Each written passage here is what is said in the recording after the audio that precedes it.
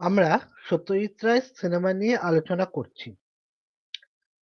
আগে আমি দুটো অংশে সত্যজিৎ রায় সম্পর্কে আলোচনা করেছি। এইটা হলো তৃতীয় অংশ। আমরা দেখেছি যে সত্যজিৎ রায় কত বড় প্রতিভা ছিলেন। তার তিনি শিল্পী ছিলেন, তিনি সাহিত্যিক ছিলেন, তিনি সম্পাদক ছিলেন এবং তিনি টাইপও তৈরি করেন, গান লেখেন। কিন্তু আমাদের আগ্রহের বিষয়টা হলো তার সিনেমা। আমরা তার সিনেমা নিয়ে আলোচনা করতে গিয়ে আমরা তার সামাজিক এবং বৌদ্ধিক প্রেক্ষাপট নিয়েও আমরা আলোচনা করেছি। তার পদ্ধতিতত্ত্ব কি ছিল সেটা নিয়েও আমরা আলোকপাত করেছি। এবার আমরা তার তার যে সিনেমা সেটা নিয়ে আলোচনা করব। আমি আগে জানিয়ে রাখি যে আমরা দুটি বিষয় নিয়ে ইতিমধ্যেই আলোচনা করেছি। একটা হলো যে ব্রিটিশদের সমালোচনা এবং ২ নম্বর হলো যে ধর্মের সমালোচনা। আমরা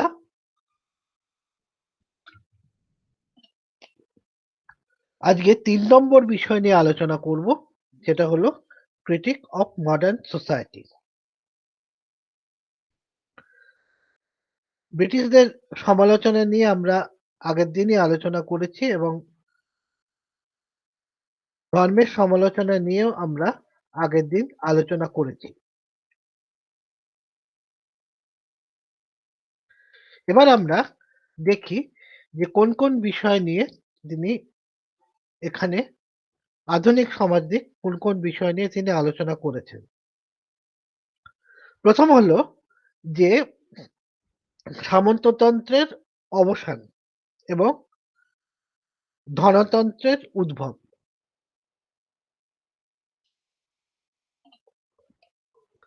আধুনিক মানুষের সোনার প্রতি যে উম লিপ্সা এবং অর্থ লিপ্সা সেটা উনি আলোচনা করেছেন তার দুটো সিনেমাতে এবং ধনতন্ত্রের সমালোচনা করেছেন, মূল্যবোধের সংকট দেখিয়েছেন। প্রথমে আমরা দেখি যে সামন্ততন্ত্রের অবসান তিনি কিভাবে দেখিয়েছেন। জলসাঘর বলে এই ছবিতে। এখানে দেখো তোমরা যে দুটো যুগের প্রতীক। একজন হচ্ছেন জমিদার বিশ্বম্ভর রায়, আরেকজন হচ্ছেন একজন ব্যবসায়ী। জমিদার বিশ্বম্ভর রায় তিনি অতীতের প্রতীক, সামন্ততন্ত্রের প্রতীক। আর এই ব্যবসায়ী তিনি হলেন আধুনিক যুগের প্রতীক। তো কিভাবে এই সামন্ততন্ত্রকে তার অবসান তিনি দেখিয়েছেন সেটা আমরা দেখছি যে এই হলো জমিদারের হাতি। তো একদিন জমিদার বাবু তিনি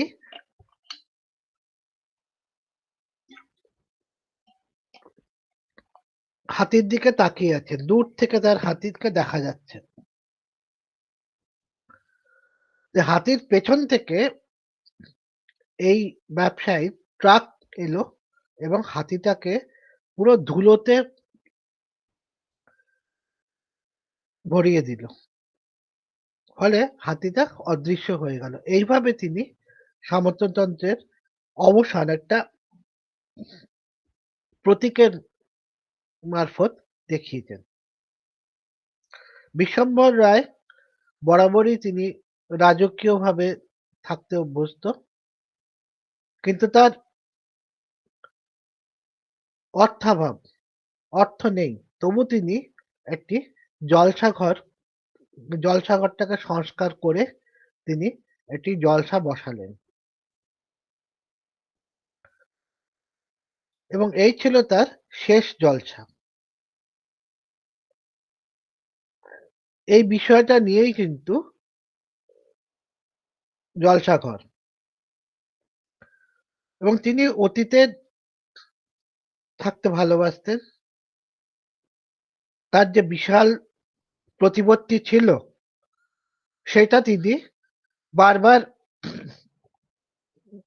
বলতেন, "ও মাই নোবেল অ্যানসেস্টার্স"।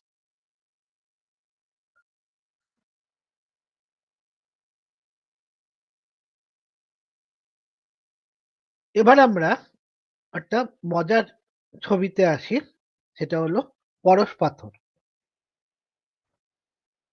পরশ পাথর একটি আধুনিক মিজাসের গল্প।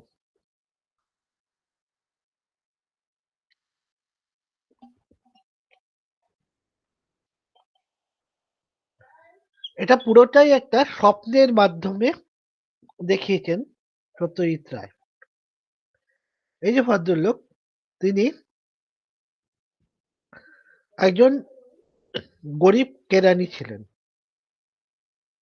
রাইটার্স বিল্ডিং এ কাজ করতেন, ডালহাউসিতে যে অফিস পাড়া সেখানে কাজ করতেন। একদিন তিনি বাড়ি যাওয়ার আগে একটি পার্কে বসেন।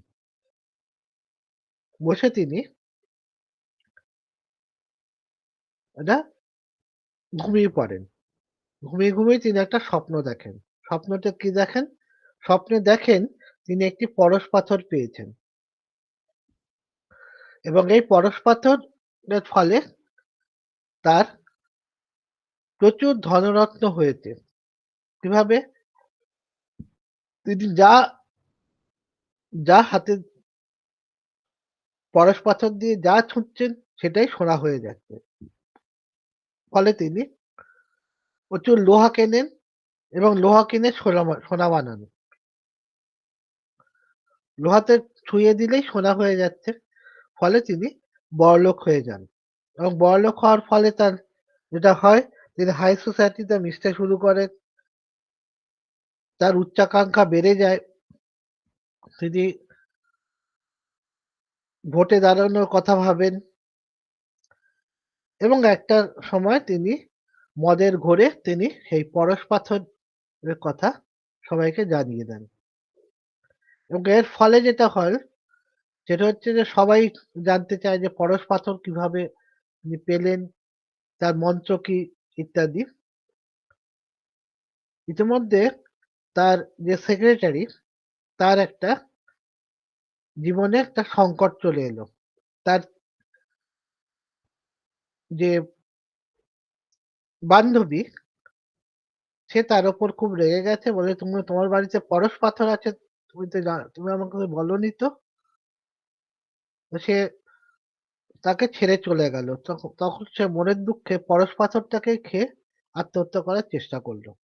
তারপরে তারা যখন দেখলো যে আস্তে পরশ পাথরটাও হজম করে ফেলছে এবং যত পরশ পাথরটা যত মিলিয়ে যাচ্ছে তত তার সমস্ত যে যেগুলো সোনা করেছিল, লোহা করেছিল, সেগুলো আস্তে ফিকে হয়ে যাচ্ছে এবং লোহা বেরিয়ে আসছে।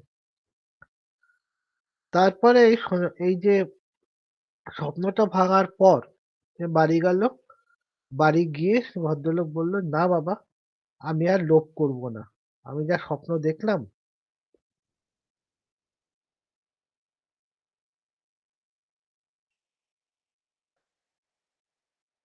সত্যজিৎ রায় আরেকটা সিনেমা করেছিলেন যেটা হচ্ছে নায়ক। এটা সম্পূর্ণ তার নিজের লেখা।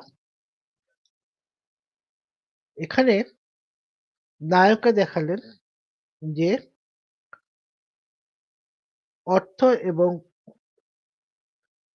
প্রতিপত্তি, যে ফিল্ম স্টারদের মধ্যে যে অর্থ এবং প্রতিপত্তির লোভ থাকে,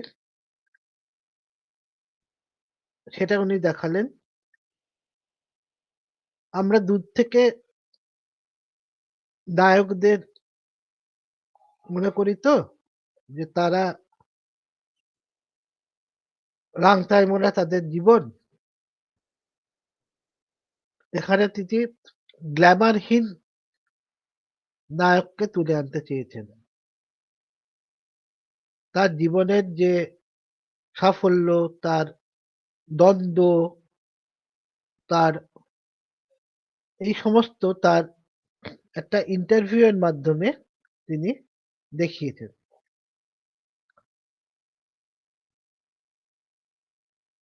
এই গোটা ট্রেন আ ট্রেনের মধ্যেই এই গোটা সিনেমাটা হয়েছে। এখানে একজন জার্নালিস্ট তিনি নায়কের ইন্টারভিউ নিচ্ছেন। নায়ক যাচ্ছেন দিল্লিতে একটি পুরস্কার নেওয়ার জন্যে। তো একদিন এই ট্রেনের মধ্যেই ঘুমোতে নায়ক দেখেন একটি স্বপ্ন দেখেন। সেই স্বপ্নতে দেখেন যে তিনি টাকার পাহাড়ের উপর দাঁড়িয়ে আছেন। এবং আস্তে তিনি তার দেখেন যে তিনি টাকার পাহাড়ের মধ্যে ডুবে যাচ্ছেন। তো নায়ক তাকে অনেক কথা বলেন এই জার্নালিস্টকে।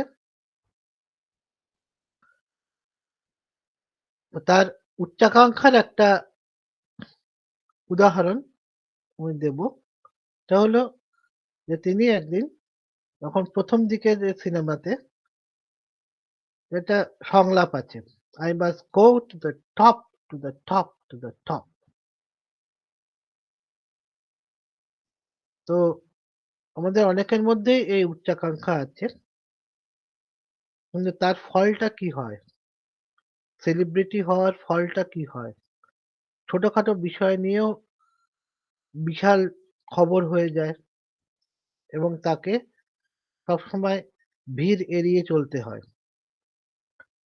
তার সবসময় তাকে নায়ককে তার নিজের ইমেজ, তার নিজের যে একটা মানুষের কাছে যে একটা তাকে তার যে ইমেজ রয়েছে, যে ভাবমূর্তি রয়েছে সেটাকে রক্ষা করতে হয়। এবং সেজন্যে সে অনেক কিছু করতে রাজি হয় না। যেমন ওর এক দাদা তাকে একটি ট্রেড ইউনিয়নের আন্দোলনে নিয়ে গিয়েছিল। সে যেতে রাজি হয়নি। সে গিয়ে যখন দেখলো যে এটা শ্রমিকদের একটা মিটিং, সে যেতে রাজি হয়নি, থাকতে রাজি হয়নি। তো এইভাবে নায়কের যে জীবনটা, যে তার মধ্যে যে দ্বন্দ্ব আছে, তার মধ্যে যে ফ্রাস্ট্রেশন আছে, এগুলো সমস্ত সত্যজিৎ রায় দেখিয়েছেন।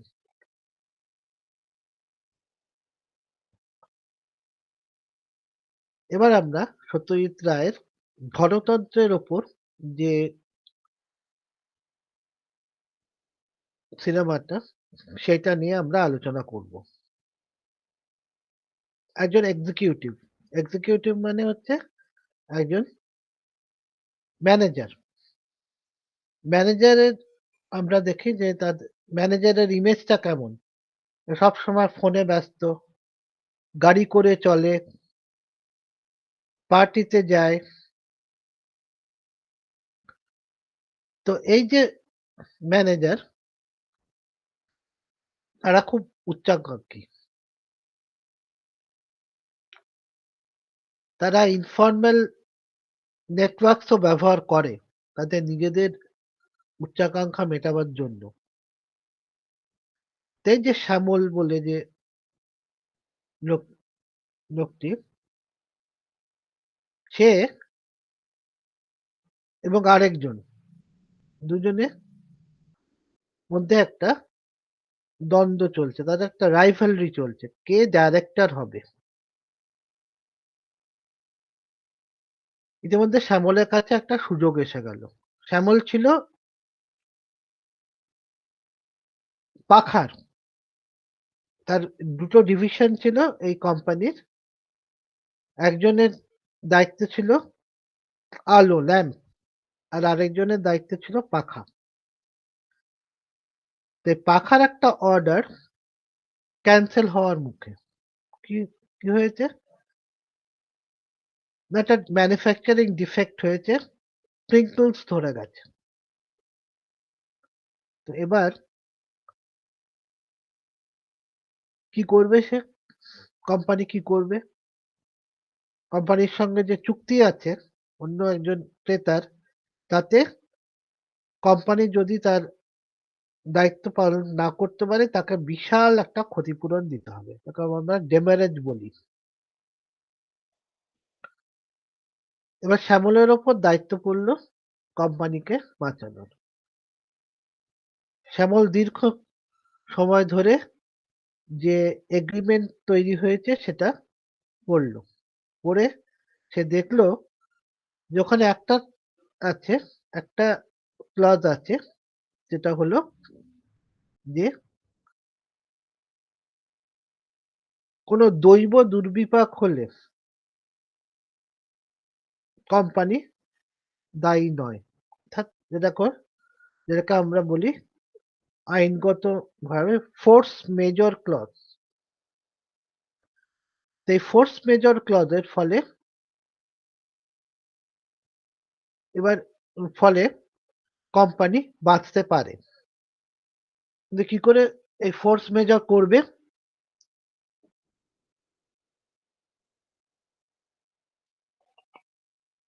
শ্যামল দেখলো যে একটাই পথ, সেটা হচ্ছে শ্রমিক আন্দোলন ঘটাও। শ্রমিক আন্দোলন ঘটাও, তার ফলে আমরা একটা ক্লোজার নোটিশ ঝুলিয়ে দিতে পারবো। তো সে সিনেমাতে যেটা দেখিয়েছে, সে তার যে ওয়ার্কস ম্যানেজার তার সঙ্গে ষড়যন্ত্র করলো, করে একটা শ্রমিকদেরকে খেপালো নানাভাবে। উপন্যাসের মধ্যে আছে যে মাছের যে সাইজ, মাছের আকৃতি ক্রমাগত কমিয়ে দিচ্ছিল এবং তার ফলে শ্রমিকরা খেপে যাচ্ছিল। তো যেভাবেই হোক একটা আন্দোলন করিয়ে দিল এবং তারপরে একটা ক্লোজার নোটিশ ঝুলিয়ে দিল। এই আন্দোলনের ফলে একজন শ্রমিকের মৃত্যু হলো। ক্লোজার করার ফলে কি হলো? শ্যামল কোম্পানির কাছে বাহবা পেল যে সে কোম্পানিকে বাঁচিয়ে দিয়েছে এবং তার ডিরেক্টর হওয়ার পথটাও মসৃণ হয়ে গেল। তো এইভাবে সত্যজিৎ রায় দেখিয়েছেন যে কর্পোরেট দুনিয়ার মধ্যে কি ধরনের রাজনীতি চলে। এটা কি একেবারেই কাল্পনিক? এই সিনেমাটা শঙ্করের সীমাবদ্ধ উপন্যাসের উপর ভিত্তি করে করা। শঙ্কর নিজে তার নেপথ্য কাহিনীতে এই বিষয়ে বলেছেন। তিনি বলছেন যে তার এই চিন্তাভাবনা এলো একজন স্টেনোটাইপিস্টের কাছ থেকে। সে একদিন তাদের কোম্পানিতে এসে বলে যে সে কোম্পানি বদলাতে চাইছে, চাকরি খুঁজছে। বলছে কেন আপনি চাকরি পুরনো চাকরি ছেড়ে দিতে চাইছেন? বলেছে আসলে কোম্পানির যে ম্যানেজাররা তারা এখানে কোম্পানিটাকে বন্ধ করার ষড়যন্ত্র করছে। ফলে এই ধরনের যে আন্দোলন যে হয়, এই ধরনের আচরণ যে কোম্পানিরা করে, সেটা কিন্তু কোম্পানির যে কর্তারা করে, সেটা কিন্তু অতি বাস্তব। আমরা অনেক সময় দেখেছি যে হঠাৎ করে বিভিন্ন কারখানায় লকআউট ঘোষণা করে দেয়।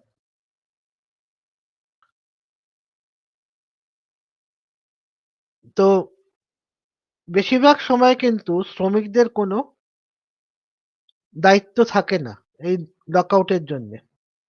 বেশিরভাগ সেটা মালিক নিজের স্বার্থেই করে। যেমন শ্যামলের কোম্পানি ছিল।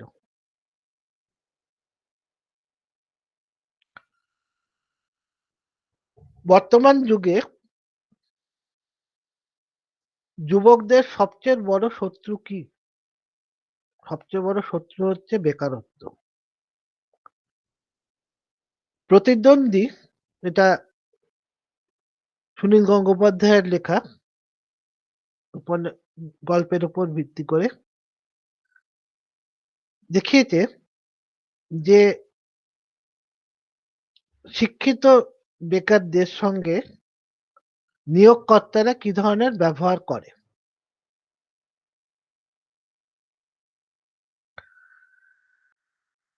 সিদ্ধার্থ বাবা মারা যায়, হঠাৎ করে মারা যায়।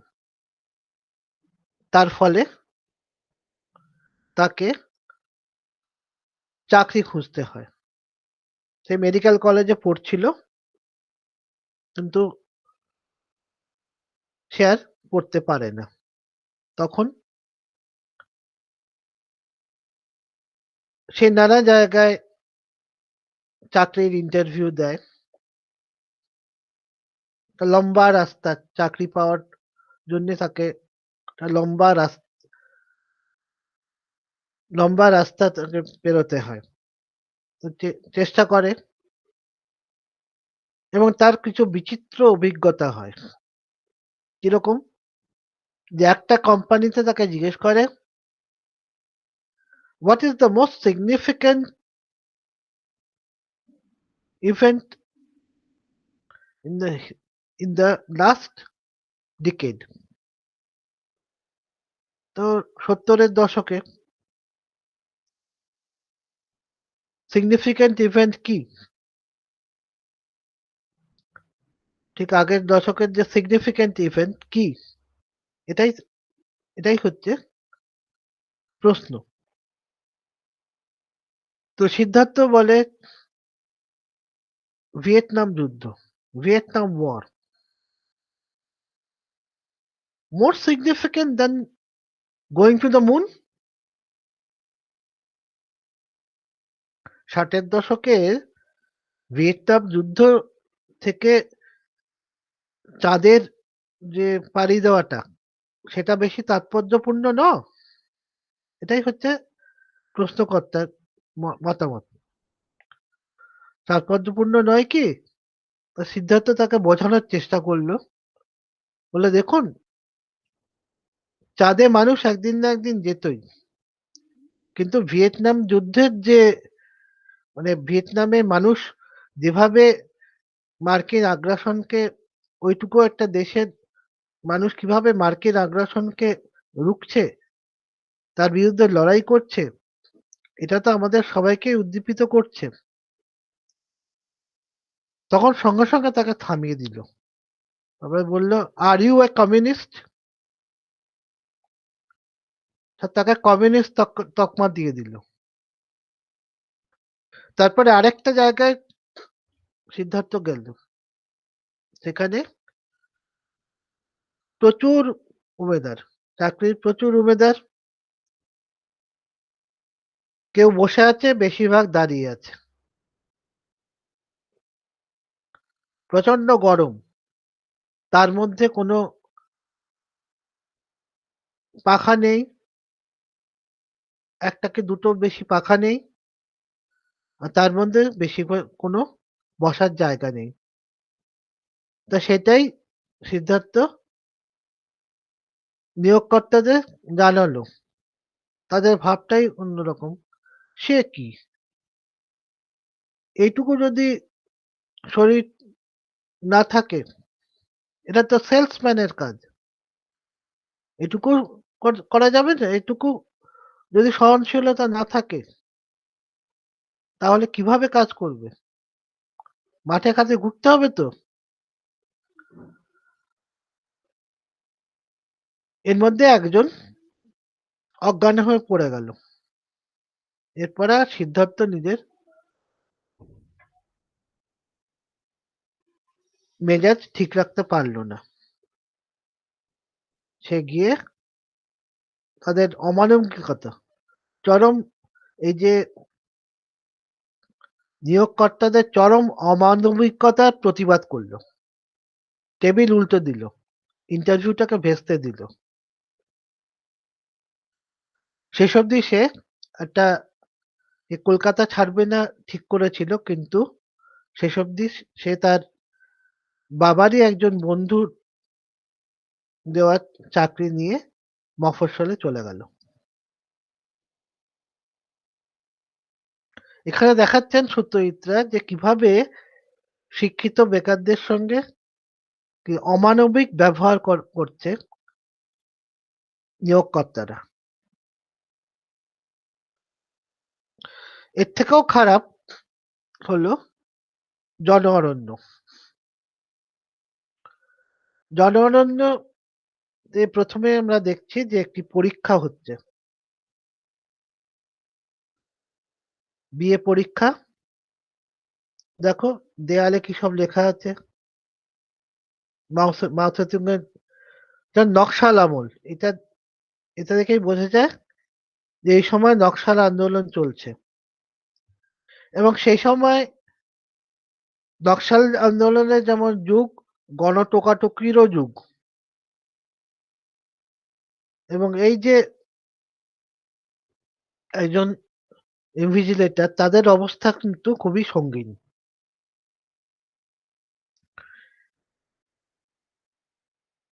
তারপরে দেখাচ্ছে যে পরীক্ষার পর এক্সামিনারের কাছে খাতা গেছে, লোডশেডিং, লণ্ঠনের আলোয় এক্সামিনারকে খাতা দেখতে হবে, পর্বত প্রমাণ খাতা। বুঝতেই পারছো রেজাল্টটা কিরকম হবে। সোমনাথের অনার্স কেটে গেল। সে একটা চাকরির চেষ্টা করলো। এই যে সোমনাথ, তার অনার্স কেটে গেল, সে একটা চাকরির চেষ্টা করতে শুরু করলো। কিন্তু চাকরি চেষ্টা করলেই তো আর পাওয়া যায় না। কম্পিটিটিভ পরীক্ষা, তার প্রতিযোগিতামূলক পরীক্ষা ভয়ঙ্কর কঠিন। এমন সমস্ত প্রশ্ন করে যে শঙ্কর তার জন অরণ্যের নেপথ্য কাহিনীতে বলেছেন যে হয়তো এক্সামিনাররাও জানে না, পরীক্ষকরাও জানে না এর উত্তর। তো শেষ অবধি সে চাকরি পেল না। তখন সে মরিয়া হয়ে একটি সে যে মূলত অর্ডার সাপ্লাই বিজনেস শুরু করলো। কম কম দামে কিনে বেশি দামে বিক্রি করে। এমনি সব ভালো চলছিল, কিন্তু একজন পারচেজ অফিসারকে সে কিছুতেই মানাতে পারছিল না। তাকে শেষ অবধি এই ভদ্রলোক তাকে উপদেশ দিলেন, আর কোন কিছু দিয়ে হবে না, মেয়ে দিতে হবে, অর্থাৎ পতিতা। সেই পতিতার জন্য, এবং যে সে পতিতা হলে চলবে না, বাজারে বেশ্যা হলে চলবে না, মোটামুটি ভদ্র ঘরের হতে হবে। তখন শঙ্কর এই মহিলার কাছে গেল। এই মহিলা হলো যে যাকে আমরা ম্যাডাম বলি, ম্যাডাম বা মাসি বলি। তো সে একটা মেয়েকে জোগাড় করে দিল, এবং সেই মেয়েটাকে নিয়ে সেই পারচেজ অফিসারকে খুশি করার জন্য সে গেল। গিয়ে পারচেজ অফিসার তো খুবই খুশি হলো এবং শঙ্করকে অর্ডারটা দিল। কিন্তু শঙ্কর যখন পরে জানতে পারলো যে সে তার সবচেয়ে ভালো বন্ধুর, সবচেয়ে প্রিয় বন্ধুর বোনকে ব্যবহার করেছে, তখন তার যে আফসোসের অন্ত রইল না। শঙ্করের জনঅরণ্যতে আছে, যে বৌদিকে বলছে অনেক কিছু কিনে নিয়ে এসছে। প্রথম রোজগার থেকে সবার জন্য অনেক কিছু কিনে নিয়ে এসছে, তো ওর বন্ধু বৌদিকে বলছে, বৌদি তুমি এটা পরো না, শাড়িটা পরো না, এর মধ্যে অনেক নোংরা আছে। বলছে হ্যাঁ ওটা আমি কেচে নেবো। কিন্তু সেটা বুঝলো না বৌদি যে কি ধরনের নোংরামি করে সেই শাড়িটাকে সম্রাটকে কিনতে হয়েছে।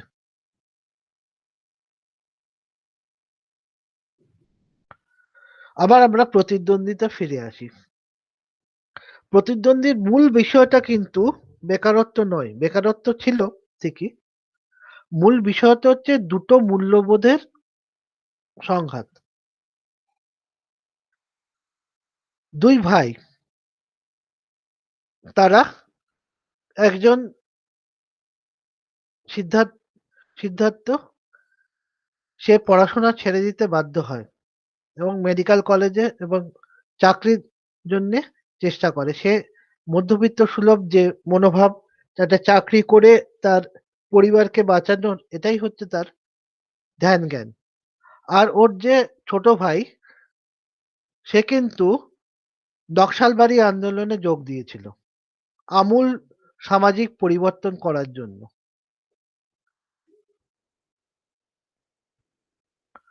মূল্যবোধের সংকট কিরকম? অরণ্যর দিনরাত্রিতে একটা ছোট ঝলক আমরা দেখি। কয়েকজন তরতাজা যুবক, তারা একটা অরণ্যে গেছে নিজেদের যেটা এই বেড়ানোর জন্য অরণ্যে গেছে। কিন্তু সেখানে কোনো ঘর ওরা আগে থেকে ঠিক করে দেয়নি। তারা একটা গেস্ট হাউসে গেল, গিয়ে সেই গেস্ট হাউসের যে গার্ড, তাকে কিছু ঘুষ দিয়ে গেস্ট হাউসটা দখল করলো।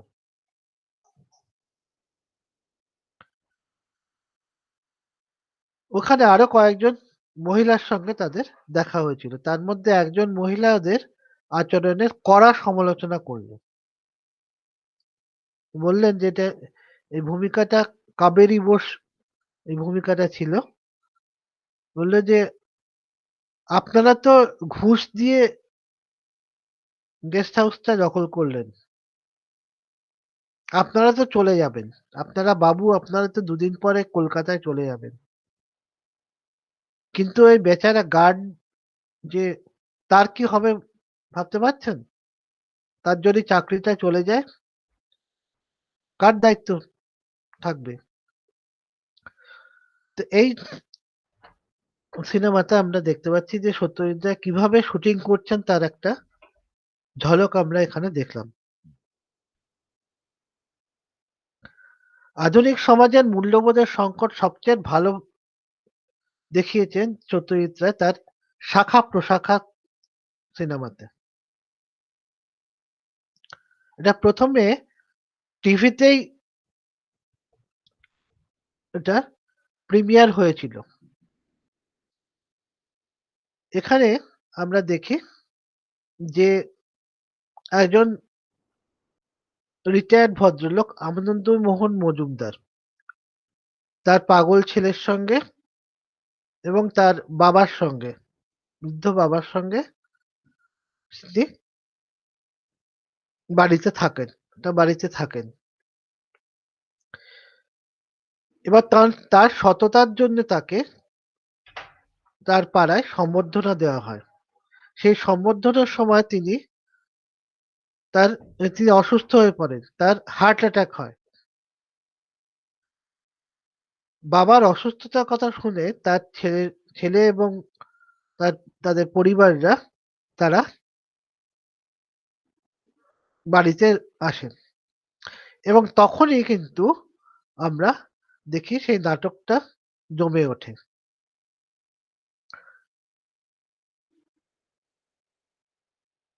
এই হলো তার গুণধর ছেলেরা। তারা কি করল? তারা নিজেদের যে দুর্নীতি, নিজেদের সম্বন্ধে প্রত্যেকেই তারা খুব বড় করে ফলাও করে আলোচনা করতে শুরু করল। আর এগুলো শুনল এই ছোট ছেলেটি। সে যখন জিজ্ঞেস করল তার দাদুকে ঠিক যাওয়ার আগে, তখন তার দাদু অনেকটা সুস্থ হয়ে উঠেছে। তখন যাওয়ার আগে সবাই চলে যাচ্ছে। যাওয়ার আগে তার দাদুকে জিজ্ঞেস করল, "দাদু, তুমি ১ নম্বর ২ নম্বর জানো? আচ্ছা দাদু, তুমি কি ৩ নম্বর না ৪ নম্বর?" এটা শুনে তো ভদ্রলোকের মাথায় হাত। তিনি বললেন, "আমি কি শুনলাম?" তো এইভাবে সত্যজিৎ রায় দেখালেন যে সৎ বাবার অসৎ ছেলে। সবসময় যে সৎ বাবার সৎ ছেলে হয় তা নয়। জেনারেশন গ্যাপ, এখানে এক ধরনের জেনারেশন গ্যাপ উনি দেখিয়েছেন। মূল্যবোধের সংকট। যে যে সততার মূল্যবোধ নিয়ে আনন্দমোহন মজুমদার সারা জীবন কাটিয়েছেন, তার ছেলে তার ছেলেদের কাছে তার কোনো মূল্য নেই।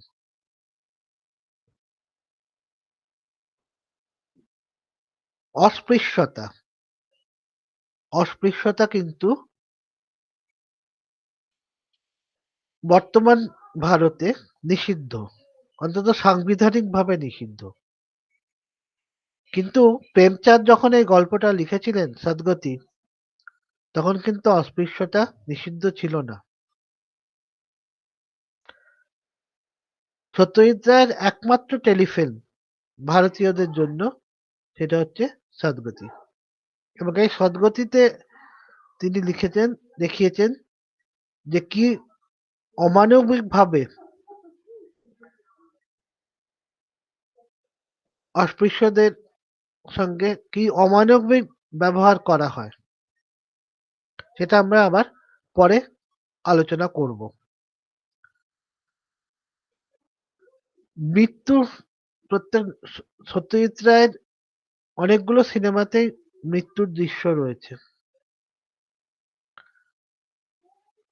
কথায় বলে মাও সেতুং একটি চীনের প্রভাবের কথা বলেছিলেন যে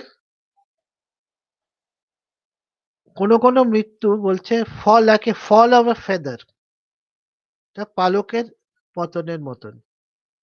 আবার কোনো মৃত্যু বলছে like the fall of Mount Tai, অর্থাৎ মাউন্ট তাই যদি পতন হয় তাহলে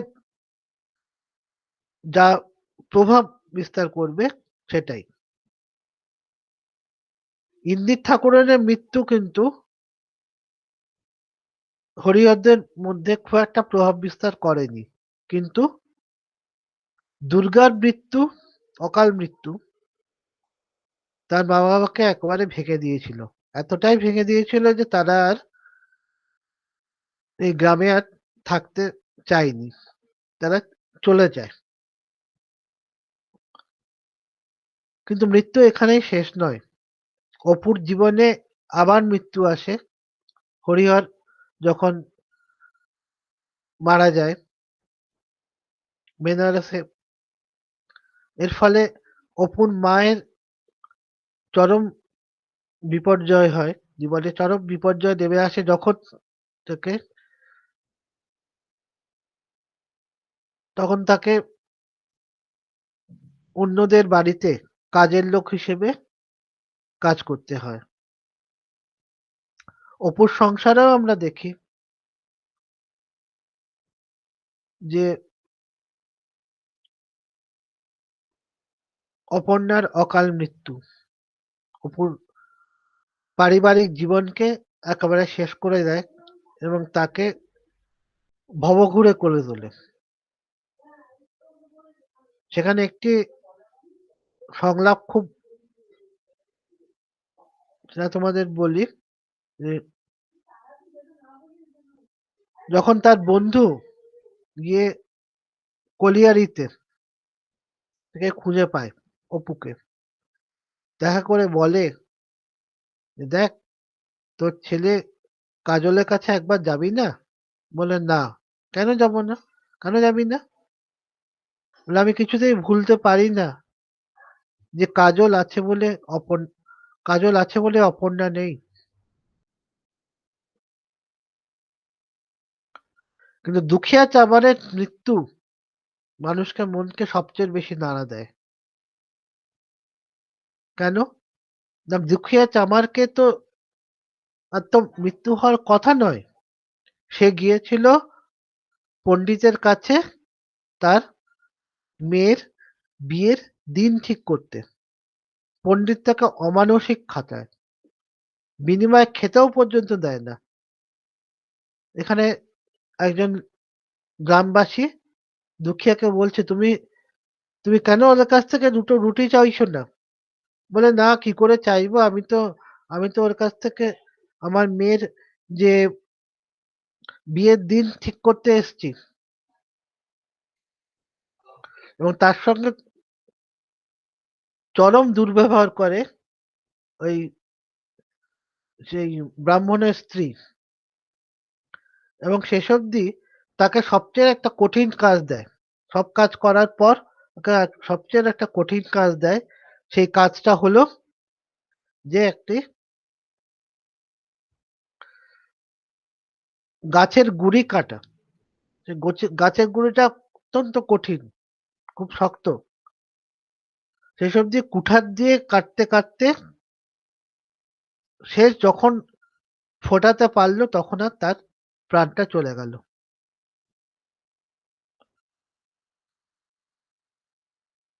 এটা জেনে দুখিয়ার স্ত্রী, বুঝতেই পারছো তার মানসিক অবস্থাটা কিরকম হলো। কিন্তু এ প্রচন্ড রেগে গেল, সব চামারদেরকে বলল যে ব্রাহ্মণ আসবে, পণ্ডিত আসবে তোমাদের কাছে, তোমরা কিন্তু ওর দেহে হাত দেবে না, কারণ ওকে খুন করেছে, এ নিয়ে পুলিশ কেস হবে। তো ব্রাহ্মণ যেমন গেল, বলে চামার মার গিয়া, তোমরা ওকে কিছু ব্যবস্থা করো। ওরা কেউ করলো না, সবাই চুপচাপ দাঁড়িয়ে থাকলো। তারপরে এলো প্রচন্ড বৃষ্টি। সেই শেষ অবধি উপায় না দেখে ব্রাহ্মণ সেই চামারের পায়ে একটা, দুখিয়া চামারের দেহের পায়ে একটি ফাঁস পরিয়ে টেনে নিয়ে গেল গ্রামের বাইরে। এইভাবেই দুখিয়া চামারের সদ্গতি হলো। এই সিনেমাটা তখনকার দিনে প্রচন্ড নাড়া দিয়েছিল সমাজকে। এই ৮০-র দশকের কথা বলছি। আই.এস. জোহর বলে একজন সত্যজিৎ রায়ের তীব্র সমালোচনা করেন। তিনি বলেন যে সত্যজিৎ রায় শুধুমাত্র দারিদ্রই দেখিয়েছে, আর তো কিছু দেখায়নি। ভারতের ভালো দিকগুলো তো তিনি দেখাননি। তো এর উত্তরে একজন ভদ্রলোক, তিনি অমৃতবাজার পত্রিকায় অসাধারণ একটি প্রবন্ধ লিখেছিলেন, এ স্ক্রিপ্ট ফর সত্যজিৎ রায়। তিনি সেটা আই.এস. জোহরকে ব্যঙ্গ করেই বলেছিলেন যে কিরম হওয়া উচিত জানেন,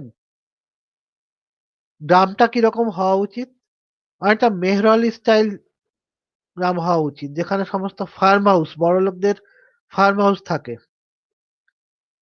আর দুখিয়া মারা যাওয়ার পর তার স্ত্রীর কি করা উচিত ছিল?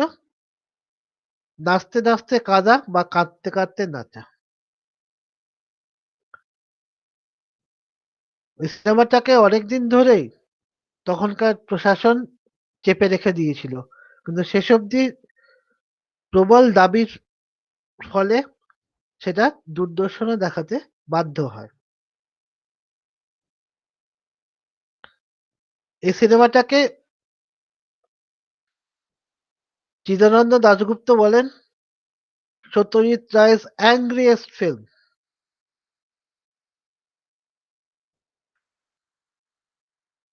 এবং শেষে আমরা আগন্তুক সিনেমাতে আসি, এবং আগন্তুকও সত্যজিৎ রায়ের নিজের লেখা। তিনি এই ভদ্রলোকের কোনো নামই দেননি, তিনি আগন্তুকই থেকে গেছেন। এই ভদ্রমহিলা তার হঠাৎ করে খবর পান যে তার মামা আসছে। সে মামা ৩৫ বছর আগে নিখোঁজ হয়েছিলেন। তো সবাই ভাবছে যে এই লোকটি জোচ্চোর নাকি, কি মতলব তার, সম্পত্তি হাতানোর ইচ্ছে নাকি। তো তাকে এই ভদ্রলোক তার বন্ধুদের ডেকে, বন্ধুকে ডেকে তাকে জেরা করেন। এই বন্ধু তাকে জিজ্ঞেস করে, নানা ধরনের প্রশ্ন করে, এবং সেই প্রশ্নের প্রশ্ন উত্তরের মাধ্যমেই সমাজ সমাজের তীক্ষ্ণ সমালোচনা করা হয়। কিরকম? তাকে জিজ্ঞেস করে, একটা উদাহরণ তোমাদের দিচ্ছি, যা আপনি কি এর মধ্যে থেকেছেন, মানুষ মানুষের মাংস খেয়েছেন? বললেন না, কিন্তু আমি শুনেছি মানুষের মাংস খুব সুস্বাদু খেতে। বলছে, আচ্ছা, যারা মানুষের মাংস খায় তাদেরকে আপনি কি বলবেন? বলল, বর্বর। বর্বর। সভ্য মানুষ হচ্ছে সেই যে হাজার হাজার মাইল দূর থেকে বোতাম টিপে লাখো লাখো মাইল, লাখো লাখো মানুষকে হত্যা করতে পারে। হয়তো তিনি হিরোশিমা নাগাসাকির কথাই বলছিলেন। তো এইভাবে সিনেমার মাধ্যমে সত্যজিৎ রায় আধুনিক সমাজের কড়া সমালোচনা করেন। আগন্তুক সিনেমাটি ছিল সত্যজিৎ রায়ের শেষ সিনেমা। এটা রিলিজ হয় ১৯৯২ সালে। এই আগন্তুক দিয়েই আজকে আমরা